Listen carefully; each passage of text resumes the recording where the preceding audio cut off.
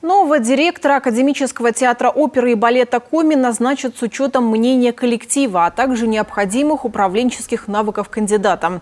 Руководителю предстоит контролировать процесс реконструкции театра, а также организацию гастрольных туров на время работ. Об этом рассказала министр культуры региона в ходе прямой линии на Юргане. 23 апреля истек срок контракта руководителя театра Дмитрия Степанова.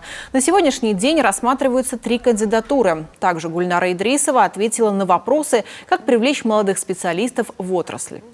Проект «Земский работник культуры» был озвучен Владимиром Владимировичем Путиным во время послания. И это нас очень радует, поскольку мы несколько лет уже анализировали потребность, мониторили. И хочу сказать о том, что у нас заявление от муниципалитетов порядка 60 вакансий, на которые они хотели бы пригласить молодых специалистов. И мы ждем сейчас порядок, который будет утвержден. Планируется, что этот проект будет реализовываться с 2025 по 2030 год.